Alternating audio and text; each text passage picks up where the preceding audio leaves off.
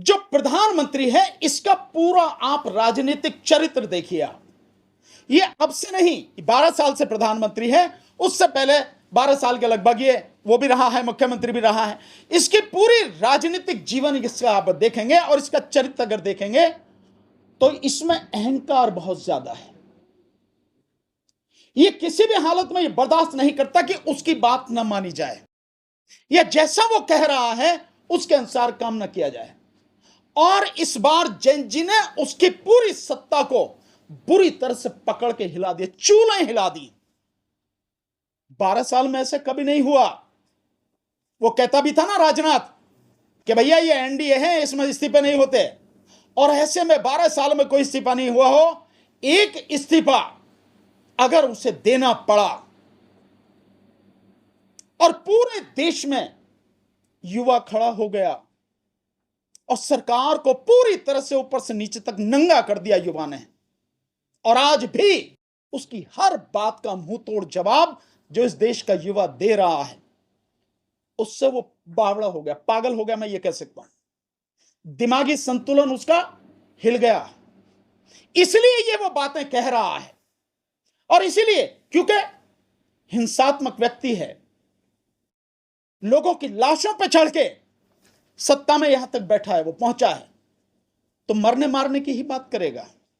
इसीलिए जो हिटलर का वो है ना, क्योंकि हिटलर की सारी जो फिलॉसफी है उसी के आधार पर ये सत्ता में आए हैं और चला रहे हैं सब कुछ।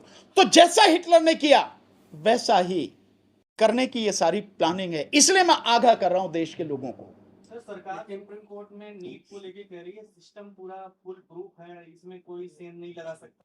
और कल जो जिस तरीके से दिल्ली पुलिस सफाई दे रही थी कि कुछ लाठीचार्ज मतलब अत्यधिक बल का प्रयोग नहीं किया गया, तो सुप्रीम कोर्ट ने कमेटी बनाई है। इन सब चीजों पे आप क्या कहेंगे? क्या देखिए, जैसा मैंने अभी कमेटी के विषय में आपको कहा कि कमेटी अगर सुप्रीम कोर्ट बना रही है तो स्वागत है इसका, लेकिन कमेटी में जैसा कहा गया कि एक सुप्रीम कोर्ट के रिटायर्ड जज, एक हाई कोर्ट के रिटायर्ड जज और एक आईपीएस ऑफिसर ये रखे जाएंगे। तो मेरा सुझाव यही है, अगर कमेटी में ईमानदार लोग होंगे, अच्छे लोग होंगे, तो कमेटी सच सबके सामने निकाल के रख पाएगी। जैसे मैंने नाम दिए, जस्टिस ओक हैं, रिटायर हैं, उनको अगर रखा जाए। जैसे मैंने नाम दिया जस्टिस एस मुरलीधरन साहब का, उनको रखा जाए। कोई आईपीएस ऑफिसर भी इस तरह का हो सकता है। अभी जैसे एक आईएएस अधिकारी मुंडे की बात हो रही है जो महाराष्ट्र में, इस तरह के लोग हैं। ईमानदार लोगों की भी कमी नहीं है इस देश में, हैं ईमानदार लोग। तो ऐसे ईमानदार और जानने वाले लोग अगर रखे जाएं तभी होगा। अगर बेईमान लोग रख दिए गए, अगर सरकार से तालमेल बना के चलने वाले लोग, सरकार के ही तलवे चाटने वाले लोग अगर रख दिए गए कमेटी में, तो क्या हासिल होगा? कुछ भी हासिल नहीं होगा। वो एक अच्छी बात है जिस तरह की बात है। रही बात कि दिल्ली पुलिस जो कह रही है कि साहब ऐसा अत्यधिक बल नहीं प्रयोग किया गया। अत्यधिक बल क्या होता है? क्या हम सब ने नजारा देखा नहीं है? बच्चे खड़े हैं, बच्ची एक जा रही है और किस तरह से अभद्रता एक इंस्पेक्टर कर रहा है। अगर मैं अपनी इंसानियत थोड़ी देर के लिए भूल जाऊं तो 10 आदमी लेके, लठ लेके, और उस एसएचओ पे इतना बजाया जाए जब तक उसकी हड्डियां पूरी तरह से टूट ना जाएं। अगर मैं थोड़ी देर के लिए इंसानियत भूल जाऊं तो जो बदतमीजी उसने की है, किसी भी अधिकारी, सर वो भी एसएचओ लेवल के अधिकारी, आप उससे इस बदतमीजी की उम्मीद नहीं करते। आप पुलिस इस बात को यह नहीं कह सकते कि उसने कोई अपराध नहीं किया। यह तो इसकी बात है। और जो लाठियों में कील है और कील की चोटें हैं, सैकड़ों बच्चों को चोटें लगी हैं। यह तो रिकॉर्ड है, ऐसा तो है नहीं कि मैं या कोई बना के बोल रहा है। तो ये जितनी भी जो चीजें हैं, पैलेट गन, अभी तक आरटीआई भी लगा के ये सामने आ रहा है कि तकरीबन 8 लोगों को पैलेट गन की चोट लगी है। पैलेट गन इश्यू हुई है, इसमें कोई अब शक किसी को नहीं है। तो कैसे यूज कर रहे हैं आप? 2016 के बाद से पैलेट गन चलाने पर लगातार सवाल उठे हैं कि आप इसको यूज नहीं करें, यह हथियार बहुत खतरनाक है, इस हथियार को किसी हालत में यूज नहीं करें।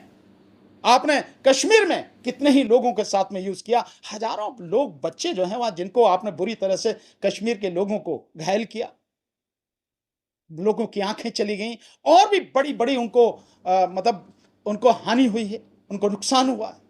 पैलेट गन के छर्रे अंदर शरीर में घुस जाते हैं, अंदर के जो ऑर्गन्स हैं उनको तबाह कर देते हैं। सरकार डिनाई कर रही है ना। नहीं, सरकार तो डिनाई करेगी। जो बेईमान है, जो भ्रष्ट है, जो आतंकवादी है, जो हिंसा में पूरी तरह से डूबा हुआ है, जब उसकी चोरी सबके सामने पकड़ी गई है तो मना ही करेगा। इसीलिए तो कमेटी की बात हो रही है। अगर यही मना करने वाली बात है तो अपने मुंह पे ताला लगा के क्यों बैठा गृह मंत्री? संसद में बोला क्यों नहीं? संसद इतने दिन चली, आखिरी दिन 3.5 मिनट के लिए वंदे मातरम करके संसद बंद कर दी गई। आखिरी दिन दोनों आए, रंगा बिल्ला, ये दोनों आए ना गुजराती, एक तड़ी पावर और एक चौकीदार। क्यों आए आखिरी दिन? देते ना वहां पे स्टेटमेंट देते पार्लियामेंट में, क्यों भाग रहे थे? किसने रोका था? और अब स्टेटमेंट देने के लिए जैसे भेजा किरण रिजिजू, वो कह रहा एक भी मरा नहीं। अबे मर जाता तभी बात कोई होती, और मरने की कगार पे था, बड़ी मुश्किल से बचा। शायद अभी भी वो एक बच्ची है या एक बच्चा है जो अभी भी शायद हॉस्पिटल में सीरियस हालत में है, बच्ची है अभी, मतलब इससे ज्यादा और क्या किया? और कह रहा कोई सीरियस इंजरी नहीं है। राहुल गांधी ने दिखाया उस बच्चे को कितने पैलेट गन लगे हैं, उसकी आंख भी अभी भी मतलब कहा नहीं जा सकता कि आंख बचेगी या नहीं बचेगी। ये सारे सबूत हैं। लड़कियों को किस तरह से मारा गया, टांग नहीं टूटी, हड्डी नहीं टूटी, हड्डी टूटे हुए बच्चे थे जिनको हड्डी टूटी है, कितनी बुरी तरह से मार रहे हैं। बच्चा लिटा रखा है और उसको टांगों में ही मारा जा रहा। ये सारी वीडियो हैं, ऐसा तो नहीं। मैं तो ये मानता हूं कि गृह मंत्री क्या है, गृह मंत्री और साथ में प्रधानमंत्री, इनके दोनों के इस्तीफे को लेकर आंदोलन होना चाहिए। मैं जब भी ये जैन जी का आंदोलन जो चल रहा था, मैं उस समय भी कह रहा था, जिस समय उसका इस्तीफा मांग रहे थे शिक्षा मंत्री का, प्रधान का, मैंने उस समय भी कहा कोई फर्क नहीं पड़ता अगर इस व्यक्ति का इस्तीफा मांगो, ये इस्तीफा दे भी देगा तो भी कोई फर्क नहीं पड़ता। कचरे का ढेर है ये सारे के सारे। एक कचरे की गठरिया जाएगी तो दूसरी की कचरे की गठरी आके बैठ जाएगी। तो ऐसा ही हुआ। अब जिसको बिठाया गया है शिक्षा मंत्री बना के, क्या है वो क्या घिनौनी उसकी सोच है। वो कहता कांग्रेस के जमाने में बिजली नहीं दी कांग्रेस ने, इसलिए देश की आबादी बढ़ गई। मतलब आप समझते हो कि कैसे कैसे घिनौने लोग हैं। मतलब जिसको उठा के देखोगे वो पहले से बड़ा घिनौना गंदा व्यक्ति निकलेगा। तो शिक्षा मंत्री वो आ गया और कोई फर्क नहीं पड़ता। अभी बीजेपी के जो अपने उनके संगठनात्मक ढांचे हैं उसमें बदला गया, इससे क्या फर्क पड़ेगा? तुम्हारी पार्टी है, इसमें किसी को बदल दो, किसी को कुछ कर लो, सरकार पे क्या फर्क पड़ेगा? सरकार के चरित्र पे क्या फर्क पड़ेगा? कुछ नहीं। तो इस देश में पिछले 12 सालों से तमाम जो दिक्कतें हो रही हैं, देश की तबाही जो हो रही है, तमाम गंदगी जो फैली है, इस तमाम बर्बादी, गंदगी और तबाही के लिए जिम्मेदार दो ही हैं, अमित शाह और प्रधानमंत्री नरेंद्र मोदी।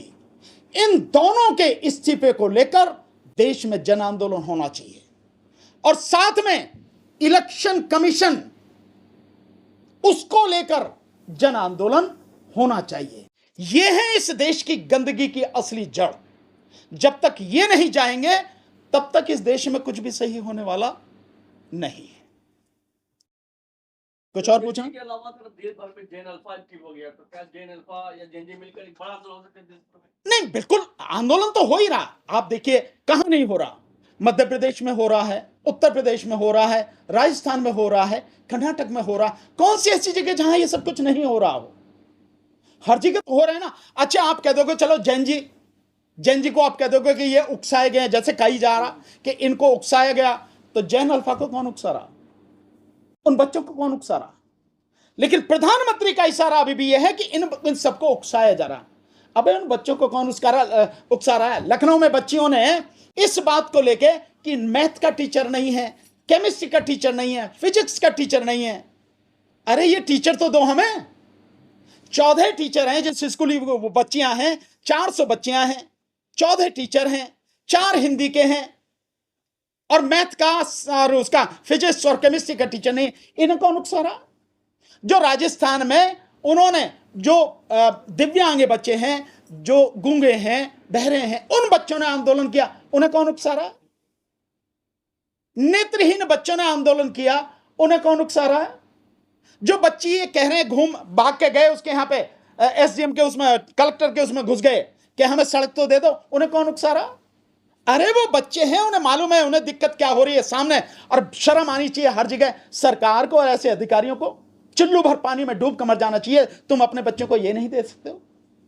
बहुत बड़े उसकी बात करते हो, विश्वगुरु बनाने की बात करते हो। ये सब कुछ आंदोलन हो रहा है। मैं सरकार को बता रहा हूं, अगर सरकार ने अपना तरीका नहीं बदला, और मैं जानता हूं कि मोदी अपना तरीका नहीं बदलेगा, अमित शाह अपना तरीका जो है नहीं बदलेगा, ये ऐसे ही करेंगे जैसी इनकी गंदी और घिनौनी सोच है। तो ये भी बता दे रहा हूं, इस देश के लोग अब जाग गए हैं, उखाड़ के फेंक देंगे, और कितनी दूर उखाड़ के फेंकेंगे इसका भी पता नहीं है। हिंद महासागर में फेंकेंगे, या बंगाल की खाड़ी में फेंकेंगे, या अरब सागर की खाड़ी में फेंकेंगे, मुझे पता नहीं, लेकिन अब जाग गए हैं, अब तुम्हें उखाड़ के फेंक देंगे। बेहतर यह है संभल जाओ।